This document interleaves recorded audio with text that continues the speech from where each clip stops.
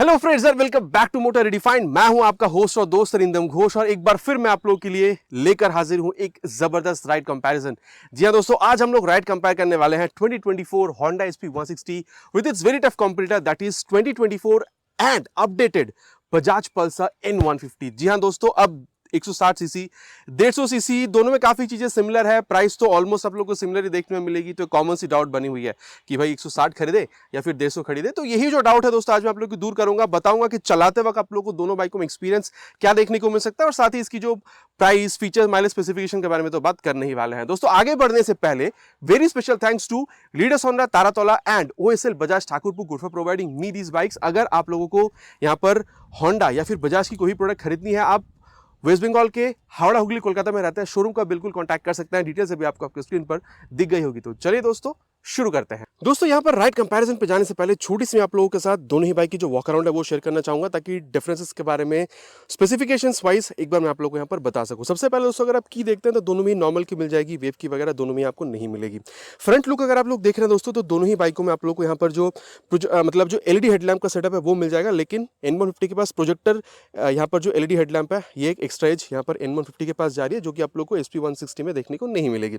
इसके अलावा दोस्तों दोनों ही बाइकों में आप लोग को यहाँ पर जो फ्लेक्सिबल बल्ब टर्न इंडिकेटर्स है वो यहाँ पर मिल जाएगा। टायर में अगर आप लोग देख रहे हैं दोस्तों, तो N150 के पास 90/90 सेक्शन की टायर है with 17 inches of alloy wheel. लेकिन वहीं अगर आप लोग SP 160 में आते हैं तो यहाँ पर थोड़ी सी छोटी आपको मिलेगी, 80/100 सेक्शन की आप लोग को यहाँ पर टायर देखने को मिलेगी, again with 17 inches of alloy wheel. बाकी एलॉय व्हील की जो डिजाइन है आप लोग यहाँ पर पास अभी देख पा रहे हैं, तो किसकी आपको ज्यादा बेहतरीन लग रही है प्लीज नीचे कमेंट कीजिएगा। इसके अलावा दोस्तों अगर आप लोग यहाँ पर सेफ्टी देख रहे हैं तो दोनों ही बाइकों के पास आप कह सकते हैं कि सिंगल चैनल ABS का जो अपडेट है वो यहाँ पर मिला हुआ है। लेकिन दोस्तों अगर आप लोग स्पेसिफिक ब्रेकिंग देख रहे हैं तो SP 160 में 276 mm की जो पेट्रोल डिस्क है विद निसन कैलिपर मिल रही है। लेकिन यहाँ पर आप लोगों को 260 mm की ये जो डिस्क है वो मिल रही है विथ नॉर्मल कैलिपर। बाकी परफॉर्मेंस कितनी ज्यादा है, कितनी कम है, कौन सी बाइक में, वो तो आगे हम लोग अभी राइड के दौरान देखने ही वाले हैं। साथ ही दोस्तों अगर आप लोग सस्पेंशन देख रहे हैं तो दोनों ही बाइकों के पास 31 mm तक की जो टेलीस्कोपिक फोक है वो मिल जाएगी। लेकिन N150 के पास यहाँ पर ये जो फोक प्रोटेक्टर है ये मिल जाएगा, जो कि आप लोग को SP 160 में नहीं मिलेगी। बाकी आप देख सकते हैं रिफ्लेक्टर वगैरह दोनों ही बाइकों के पास है। अब अगर दोस्तों इंजन के बारे में बात करी जाए तो N150 के पास 149.68 CC SOHC 2 valve air cool फिलिजेटेड इंजन आपको मिलेगा। बाकी आप देख सकते हैं किक स्टार्ट भी आप लोग को दोनों ही बाइकों में मिल रही है। यहाँ पर 14.5 PS की मैक्स पावर और 13.5 न्यूटन मीटर तक की मैक्स टॉर्क आप लोग को मिल जाएगी विथ दिस, आप कह सकते हैं कि फाइबर इंजन काउल। लेकिन दोस्तों अगर आप लोग यहाँ पर आ रहे हैं तो आप देख सकते हैं 150-160 सीसी सेगमेंट में सिर्फ यही आप लोगों को एक बाइक मिलेगी जहाँ पर ये मेटालिक इंजन काउल आप लोगों को मिलती है। बाकी इंजन अगर आप लोग देख रहे हैं दोस्तों, तो यहाँ पर आप लोगों को 162.71 CC single cylinder air cool फिलिजेटेड इंजन आप लोगों को मिल जाएगा। पावर फिगर्स बिल्कुल ही उल्टा है, यहाँ पर 13.5 PS तक की मैक्स पावर और 14.5 आप कह सकते हैं 14.5 या 14.6 न्यूटन मीटर तक की मैक्स टॉर्क आप लोग को यहाँ पर देखने में मिल जाएगी। और साथ ही दोस्तों अगर आप लोग यहाँ पर ये फुटरेस्ट वगैरह की क्वालिटी देख रहे हैं with this brake lever quality, तो दोनों ही बाइकों में आप लोगों को काफी बेहतरीन ही बिल्कुल देखने में मिल जाती है। अब दोस्तों अगर आप लोग रियर सेक्शन देख रहे हैं तो ये दोनों ही बाइकों में आप लोग को जो LED हेडलैम्प का सेट, LED टेल लैंप वगैरह की जो सेटअप है वो भी आप लोग को मिलेगा। N150 में आप लोग को ये जो क्रिस्टलाइन शेप का टेल लैंप है ये आप लोगों को मिल रहा है। और यहाँ पर आप लोग को ये जो फ्लेक्सिबल टर्न इंडिकेटर्स है बल्ब वाली, ये आप लोगों को सामने की तरफ पीछे में भी सेम ही देखने को मिल रही है। और यहाँ पर अगर आप लोग देख रहे हैं दोस्तों, तो नंबर प्लेट लगाने की जगह रिफ्लेक्टर, और अगर यहाँ पर इग्निशन ऑन है तो ऊपर आप लोग को लाइट भी जलती हुई दिखेगी ताकि नंबर प्लेट को इल्यूमिनेट किया जा सके। साथ ही एक्स्ट्रा आप लोग को यहाँ पर जो टायर हगार है काफ़ी तगड़ी वाली क्वालिटी की, ये आप लोग को यहाँ पर मिलती है। यहाँ पर भी आप लोग को सेम जो टेल लैंप है LED वाली वो मिल रही है। यहाँ पर आप लोग को semi flexible type of bulb turn indicator मिल रहा है। नंबर प्लेट लगाने की जगह रिफ्लेक्टर, और अगर इग्निशन ऑन है तो यहाँ पर भी आप लोग को इल्यूमिनेट करती हुई ये नंबर प्लेट को ये लाइट जलती हुई दिखेगी।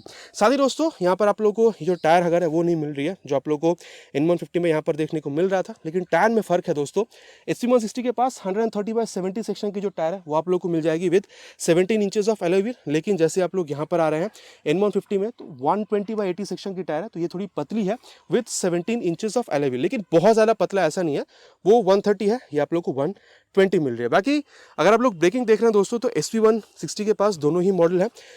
130 mm की ड्रम ब्रेक भी आपको मिलती है और 220 mm तक की disc brake, pedal disc brake भी आप लोग को यहाँ पर मिल जाएगी। लेकिन दोस्तों अगर आप लोग यहाँ पर आ रहे हैं तो अभी तक ये फिक्स नहीं हुई है कि ये जो डिजिटल ब्लूटूथ मतलब कंसोल है उसके साथ आप लोगों को 130 mm ट्रम वाली वर्जन मिलेगी या नहीं, लेकिन यहाँ पर आप लोगों को 230 मतलब 10 mm तक की बड़ी डिस्क ब्रेक जो है वो भी यहाँ पर देखने में मिल रही है। बाकी सस्पेंशन आप लोगों को दोस्तों दोनों में ही जो मोनोशॉक है वो देखने में मिल जाएगा। सीट हाइट की जहाँ तक बात है, यहाँ पर N150 के पास 790 mm की है, वहाँ पर आप लोगों को 796 mm की मिलेगी। पेट्रोल टैंक यहाँ पर आप लोगों को कंप्लीट मेटालिक मिल रही है जो कि 14 लीटर की है, वहाँ पर आप लोगों को 12 लीटर की मेटालिक टैंक मिलेगी, लेकिन उसको गार्ड करती हुई यहाँ पर फाइबर की जो स्ट्रक्चर है ये भी आप लोगों को यहाँ पर देखने में मिल रही है। और माइलेज अगर आप लोग देखते हैं दोनों में ही 45 से 50 के बीच में आप एक्सपेक्टेशन रख सकते हैं। साथ ही दोस्तों अगर आप लोग ग्राउंड क्लियरेंस देख रहे हैं तो N150 में 165, SP160 में आप लोग को 177 तक की जो ग्राउंड क्लियरेंस है वो भी देखने में मिल जाएगी। इसी के साथ दोस्तों अगर आप लोग वेट देखते हैं तो पल्सर N150 में आप लोगों को 145 किलोग्राम तक की मिलेगी, लेकिन जब आप यहाँ पर आ रहे हैं तो इसकी जो सिंगल डिस्क वाली वेरिएंट है 139 और डुअल डिस्क वाली वेरिएंट 141, मतलब 4 किलोग्राम तक की फ़र्क है अगर आप लोग दोनों ही मॉडल की टॉप मॉडल को अगर आप कंपैरिजन कर रहे हैं। इसके अलावा दोस्तों अगर मैं आप लोगों को प्राइस के बारे में बताऊँ तो अभी N150 की प्राइस काफ़ी ज़्यादा बढ़ चुकी है after this dual disc and digital Bluetooth console. ये आप लोगों को अभी 1,48,500 के आसपास देखने को मिल जाएगी। स्पेशली कोलकाता में, आपके एरिया में थोड़ा सा ऊपर नीचे हो सकता है depending upon the insurance and RTO charges. लेकिन अगर आप लोग एसपी देखते हैं तो ये सिंगल डिस्क वाली जो वेरिएंट है 1,42,000 अप्रॉक्स मिलेगी, और ये जो डुअल डिस्क वाली वेरिएंट है यहाँ पर ये आप लोगों को 1,47,000 के आसपास देखने को मिल जाएगी। तो दोनों ही वेरिएंट के अगर आप टॉप मॉडल को कंपेरिजन कर रहे हैं 1,500 रुपये तक का आपको जो फर्क है वो भी यहाँ पर समझ में आ जाएगा। बाकी दोस्तों आप देख सकते हैं दोनों ही मॉडल के पास यहाँ पर जो साइड स्टैंड है वो आप लोग को मिलेगा, side stand in cut off sensor भी मिल जाएगा, और दोनों ही मॉडल में आप लोग को जो मेन स्टैंड है वो भी मिल जाएगा। तो ये दोनों में काफी हद तक सेम है। अब दोस्तों आप देख सकते हैं दोनों ही बाइकों के पास ये जो E20 की स्टिकरिंग है ये भी आप लोग को मिल रही है, मतलब दोनों ही बाइकों में OBD2 के अपडेट के साथ साथ ये जो E20 फ्यूल है, मतलब 20% इथेनॉल और 80% पेट्रोल से बनने वाली फ्लेक्स फ्यूल, उससे भी अगर आप दोनों ही इंजन को रन करना चाह रहे हैं दोनों ही बाइक की आराम से कर सकते हैं, कोई प्रॉब्लम नहीं होगी। साथ ही दोस्तों अगर आप लोग हैंडल बार देख रहे हैं तो SP160 में यहाँ पर आप लोग को पास लाइट का switch, high beam, low beam, turn signal, horn आपको यहाँ पर मिल रहा है, इंजन किल स्विच आपको मिल रहा है। यहाँ पर एक्स्ट्रा क्या है दोस्तों, आप लोग को ये जो हजार्ड लैंप है वो आप लोग को यहाँ पर मिल रहा है, लेकिन वहाँ पर प्रोजेक्टर है, तो दोनों के पास ये अपनी अपनी एक खासियत है। और नीचे आप लोगों को ये इंजन ऑन करने का स्विच मिल रहा है। जो एग्जॉस्ट साउंड है दोस्तों वो आप लोग सुन लीजिए।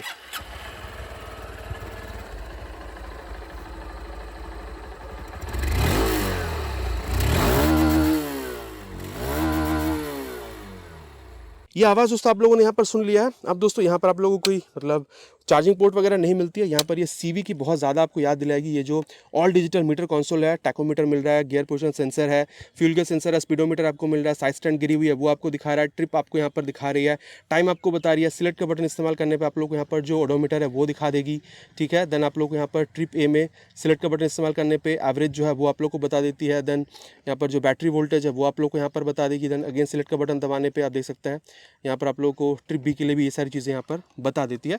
होंडा की लोगो आप लोग को यहाँ पर मिल ही रही है। बाकी ABS का सेंसर, यहाँ पर जो इंजन मैल फंक्शन लाइट या न्यूट्रल पोजीशन सेंसर या फिर टर्न सिग्नल्स वगैरह या पास लाइट का स्विच, ये सारी चीज़ें इंडिकेशन दोस्तों आप लोग को यहाँ पर देखने में मिल जाएगी। अब इसको बंद करते हैं दोस्तों, आते हैं यहाँ पर N150 के पास। यहाँ पर एक्स्ट्रा क्या है, मोबाइल चार्जिंग पोर्ट आप लोग को यहाँ पर मिलेगी। साथ ही यहाँ पर अगर आप लोग देख रहे हैं तो नई चीज़ आप लोग को यहाँ पर मिल रही है जो कि है मतलब पास लाइट और हाई बीम लो बीम का स्विच, ये आप लोग को नया तरीके से यहाँ पर देखने में मिल रहा है। मोड का बटन आपको मिलेगा ताकि आप इसको यहाँ पर टॉगल कर सकें। ये टर्न इंडिकेटर्स मिल रही है।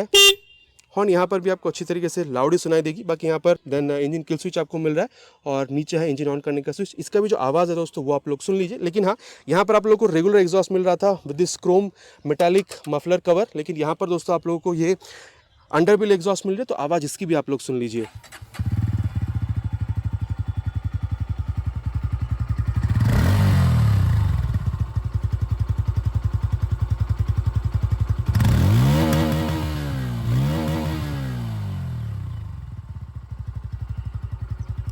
तो दोस्तों आवाज़ आप लोगों ने यहाँ पर सुन लिया है। अब दोस्तों अगर आप लोग यहाँ पर इसकी मीटर कंसोल देख रहे हैं, एक बार इसको ऑफ करके ऑन करते हैं। पूरी तरीके से नई मीटर कंसोल आप लोगों को यहाँ पर मिल रही है, कंप्लीट डिजिटल, जो कि ब्लूटूथ इनेबल्ड है। और यहाँ पर आप लोगों को दोस्तों जो अगर आप बजाज राइड कनेक्ट ऐप को अगर डाउनलोड इंस्टॉल करके मोबाइल में अगर आप इसके साथ ब्लूटूथ के सारे जोड़ते हैं तो कॉल SMS अलर्ट वगैरह या फिर मोबाइल की जो सिग्नल स्ट्रेंथ है, बैटरी स्ट्रेंथ है, वो आप लोगों को दिख जाएगी। टैकोमीटर, स्पीडोमीटर, देन आप लोगों को gear position sensor, fuel gauge sensor वो आपको यहाँ पर दिखा रही है। ओडोमीटर वगैरह आप लोग को यहाँ पर दिख रही है। अब मोड का बटन यहाँ पर अगर आप प्रेस करते हैं तो जैसे कि ये ट्रिप आप लोग को एंटर सेटिंग्स बता रही है। यहाँ पर आप लोग को क्लॉक एडजस्ट करने की जो चीज़ है वो ये मिल जाएगी। देन यहाँ पर आप लोग को instantaneous fuel economy, distance to empty, ये सारी चीज़ें, average fuel economy for trip A, for trip B, ये सारी चीज़ें बता रही है। और अगर आप यहाँ पर ये इस बटन को अगर आप लॉन्ग प्रेस करते हैं, एंटर करते हैं इस पर, तो आपको दिखाएगी, क्योंकि फ्यूल कम है तो ये फ्यूल भरने के लिए कहेगी। साइड स्टैंड गिरी हुई है तो वो भी आपको दिखा रही है, और न्यूट्रल पोजीशन सेंसर आपको मिल रहा है। और दोस्तों यहाँ पर ये जो आप आईना वगैरह देख रहे हैं दोस्तों, चलते हुए बात करेंगे कि भाई दोनों में व्यू आप लोगों को रियर की कितनी अच्छी यहाँ पर मिल सकती है।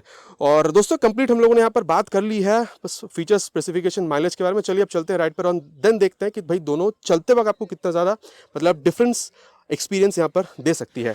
तो चलिए दोस्तों अब यहाँ पर राइड कंपैरिजन को स्टार्ट करेंगे सबसे पहले विथ SP160, क्योंकि यहाँ पर पावर हिसाब से अगर देखा जाए तो 1 PS कम है। अब दोस्तों आप लोग यहाँ पर 796 mm की सीट हाइट पर बैठे हैं, बैठते ही कंफर्टेबल है, सॉफ्ट नहीं है, हार्ड नहीं है। मेरी हाइट 5'11" आप कह सकते हैं, अराउंड 6 तक की है। आराम से जो फ्लैट फुट है वो मैं कर पा रहा हूँ। बाकी आप देख सकते हैं पैड यहाँ पर मुड़ भी रही है। चलिए अब गाड़ी को स्टार्ट करते हैं। First gear, second gear, third gear. अब दोस्तों एक लाजमी सी बात है, किसी भी एंगल से आपको ये तो फील नहीं हो रहा है कि भाई गाड़ी अंडर पावर है, ठीक है। एटलीस्ट जब आप सिंगल राइड कर रहे हैं ऐसा आपको कभी भी फील नहीं हो रहा है कि भाई गाड़ी को खींचने में प्रॉब्लम है। तो इनिशियल रिस्पांस जो है, इनिशियल एक्सेलरेशन जो आपको काफ़ी अच्छी और तगड़ी ही देखने में मिल रही है। और अगर आप सिटिंग पोजीशन देख रहे हैं दोस्तों, राइडर अगर आप एस्थेटिक्स देख रहे हैं तो आप काफ़ी हद तक अपराइट बैठ रहे हैं। हैंडल बार भी चौड़ी है और हैंडल बार ऊंची है आप कह सकते हैं। और आप देख सकते हैं हल्की सी आपको रियर फिटेड फुटपैक जो है वो मिल रही है। मतलब कंफर्टेबल एक क्रूजिंग पोजीशन के साथ आप कह सकते हैं कि एक जो मतलब स्पोर्टी जो लुक है, स्पोर्टी जो फील है, वो भी आप लोग को यहाँ पर कंपनी ने दिलाने की पूरी तरीके से कोशिश की है। तो ये एक बहुत ही बढ़िया बात बनती है। इसके साथ ही दोस्तों अगर आप लोग देख रहे हैं तो ये जो क्लच अगर आप देख रहे हैं ये मिड साइड पर है, because S the super clutch आप लोगों को दोनों ही बाइक में नहीं मिल रही है, चाहे वो N150 हो या फिर यहाँ पर ये SP160 हो। तो इस हिसाब से अगर आप देख रहे हैं तो क्लच मिड साइड पर है, काफ़ी ज़्यादा सॉफ्ट या फिर हार्ड ऐसा नहीं है। और अगर आप लोग यहाँ पर गियर अगर आप लोग शिफ्टिंग वगैरह देख रहे हैं तो हाँ हल्के से एफर्ट के साथ आप लोग को स्मूथली गियर शिफ्ट होती हुई दिखेगी, चाहे आप अप शिफ्ट कर रहे हैं या फिर डाउन शिफ्ट कर रहे हैं। तो ये भी काफ़ी बढ़िया है।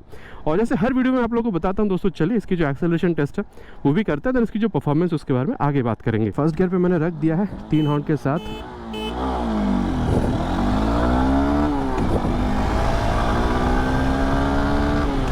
जीरो टू 60 आप लोगों ने देख लिया है। रोड जहाँ तक परमिट करे वहाँ तक गाड़ी को भगाएंगे हम लोग। ओ भाई साहब कहना पड़ेगा।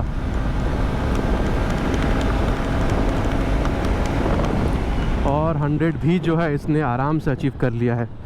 बाकी दोस्तों एक बात कहें, भले ही आप लोगों को पावर 1 PS तक ही कम दिख रही है, लेकिन चलाने में N150 से बहुत ज़्यादा डिफरेंस तो समझ में नहीं आ रही है। बाकी जब N150 भी चलाऊंगा मैं तो आपको और बेहतर तरीके से बता पाऊंगा। लेकिन ट्रस्ट में दोस्तों एक्सेलरेशन में ना मज़ा आता है। एटलीस्ट अगर आप सिंगल राइड कर रहे हैं तो भाई एक्सेलरेशन में आपको मज़ा ही आने वाला है इस बाइक में से। और वही अगर दोस्तों बात करी जाए अबाउट वाइब्रेशन, तो हाँ 85-90 के बाद अगर आप देख रहे हैं तो थोड़ा बहुत वाइब्रेशन यहाँ पर समझ में आ रही है।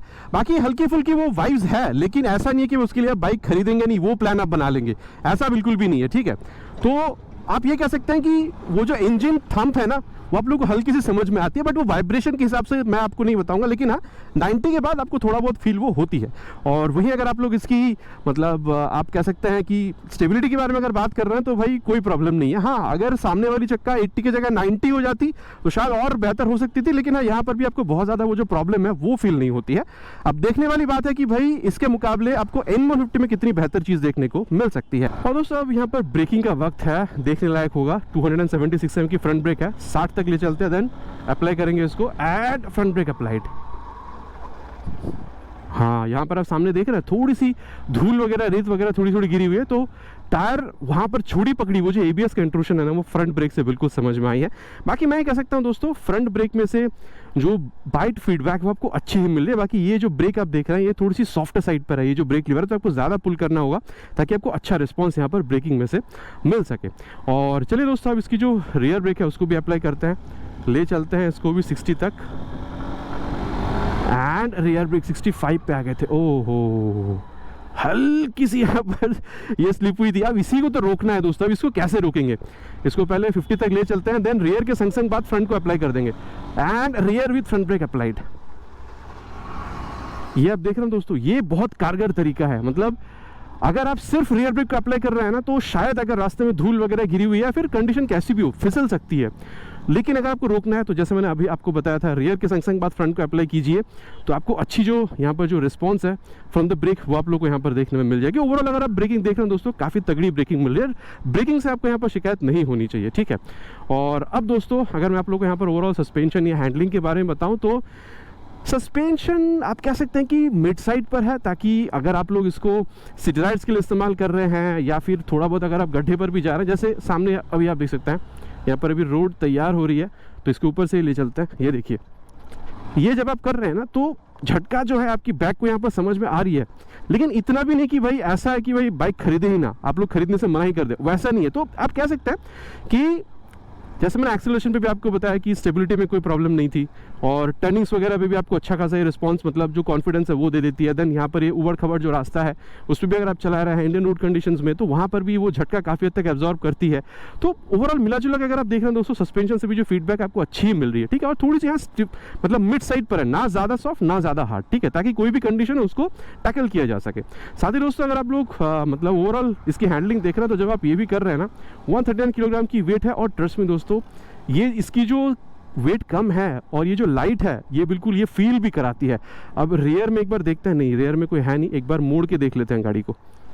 ये देखिए एकदम छोटी सी जगह पे दोस्तों इसको मोड़ना भी बहुत अच्छी तरीके से पॉसिबल है।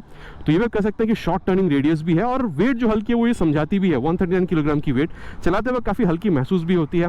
स्टेबिलिटी में बहुत ज़्यादा प्रॉब्लम नहीं है, तो इससे बेहतर बात और हो ही क्या सकती है। बाकी रियर जो व्यू है दोस्तों, रियर व्यू मिरर में से आपको काफ़ी अच्छी मिल रही है। स्पीडो ओडो टैको सब कुछ आपको देखने को मिल रहा है। काफ़ी अपराइट पोजीशन है, स्पेशियस सीट है। पिलियन के साथ भी अगर आप राइड कर रहे हैं तो भी आप आराम से इसको राइड पे ले जा सकते हैं पिलियन के साथ। और साथ ही अगर आप लोग देख रहे हैं दोस्तों तो वो थोड़ी सी जो रेयर फिटेड फुट पैक है वो भी मिल रही है, ताकि वो स्पोर्टी आप लोगों को जो फील है वो यहाँ पर मिल सके। ओवरऑल अगर आप देख रहे हैं दोस्तों तो काफ़ी मतलब एंजॉयबल है ये बाइक। अगर आप एवरीडे के लिए भी यूज़ कर रहे हैं तो भी आपको काफ़ी अच्छी खासी जो है यहाँ पर ये फील आपको बिल्कुल दे देगी। तो दोस्तों कंप्लीटली यहाँ पर हम लोगों ने बात कर लिया है अबाउट SP160। और चलिए अब चलते हैं इसकी कॉम्पिटिटर पे जो कि है बजाज की पल्सर N150, एंड देन देखते हैं कि वो आप लोगों को कितना बेहतरीन राइडिंग एक्सपीरियंस जो है वो निकाल कर दे सकती है। और दोस्तों अब राइड कंपेरिजन करते हैं विद N150। भले ही 150 हो लेकिन पावर एक PS ज़्यादा है, तो चलिए समझने की कोशिश करते हैं क्या चीज़ है नहीं है। इसमें फर्स्ट गियर पे डाल दिया है। बाकी एक चीज़ जैसे मैं आप लोगों को SP में भी कह रहा था कि सीट यहाँ पर आपको शायद थोड़ी सी सॉफ्टर दिख सकती है, बाकी ये भी कंफर्टेबल है, बहुत ज़्यादा सॉफ्ट नहीं है। और हाँ, जब आप बैठ रहे हैं तो शायद आप हल्का सा ज़्यादा झुक रहे हैं व्हेन कंपेयर टू SP। मतलब बहुत ज़्यादा नहीं झुक रहे हैं, लेकिन SP के मुकाबले शायद आप थोड़ा सा यहाँ पर ज़्यादा झुक रहे हैं। और रियर फिटेड फुट पैक तो है ही, और 790 की सीट पर बैठे हैं, लेकिन बहुत ज़्यादा वो जो डिफरेंस है सीट हाइट में वो समझ में नहीं आ रही है, ठीक है। First gear, second gear, third gear. अब दोस्तों कहना पड़ेगा भाई थोड़ी सी जो मतलब वो पावर में यहाँ पर ये जो बढ़ी है 1 PS की पावर, वो हल्की सी यहाँ पर समझ में आ रही है। अब बहुत ज़्यादा डिफरेंस नहीं है, ठीक है, अगर आप दोनों ही बाइक में देख रहे हैं, लेकिन हाँ डिफरेंस है, समझ में आती है। अगर आप इसको परखने की कोशिश कर रहे हैं तो इनिशियल एक्सेलरेशन आप लोग को हल्की सी यहाँ पर जो ज़्यादा है वो समझ में आ सकती है, लेकिन उसके लिए आपको इसको बहुत ध्यान से परखना पड़ेगा, ठीक है। तो ये तो इनिशियल एक्सेलरेशन की बात हो गई दोस्तों। सिटिंग पोजिशन जैसे मैं आप लोगों को बता रहा था, हल्का सा आप ज़्यादा झुक रहे हैं when compare to SP, but यहाँ पर भी काफ़ी अपराइट ही आपको मिल रही है। लेकिन यहाँ पर आप देख सकते हैं ये आप लोगों को मतलब वो क्लिप ऑन वगैरह नहीं मिल रही है, लेकिन यहाँ पर फिर भी ये जो इंक्लिनेशन है एंगल, मतलब ये हैंडल बार की थोड़ी सी अंदर के साइड है, तो ये आप लोगों को काफ़ी हद तक वो क्लिप ऑन वाली जो फील है वो यहाँ पर आपको दिलाती है। और अगर आप लोग देख रहे हैं दोस्तों रियर फिटेड फुट पैक है, तो कंफर्टेबल राइड के साथ साथ स्पोर्टियर जो सेंस है वो आपको यहाँ पर भी मिल रही है। अब अगर मैं आप लोगों को बताऊँ दोस्तों तो मतलब यहाँ पर अगर आप ये क्लच देख रहे हैं ना, तो डेफिनेटली अगर आप लोग SP से कंपेयर कर रहे हैं SP160 से, तो ये थोड़ी सी आपको लाइटर बिल्कुल फील हो सकती है। और अगर आप लोग यहाँ पर गियर शिफ्टिंग भी देख रहे हैं तो यस थोड़ी सी स्मूथर है व्हेन कंपेयर टू SP160। वहाँ पर क्या है, हल्का सा एफर्ट के साथ आपको स्मूथनेस के साथ शिफ्ट होती हुई मिल रही है, लेकिन यहाँ पर एफर्ट जो है आप लोग थोड़ा सा कम लगाना पड़ रहा है, ठीक है। और चलिए अब इसकी भी जो एक्सेलरेशन टेस्ट है वो भी मैं आप लोगों को करके बता देता हूँ, देन इसकी जो परफॉर्मेंस उसके बारे में आगे बात करेंगे। फर्स्ट गियर पर मैंने डाल दिया है।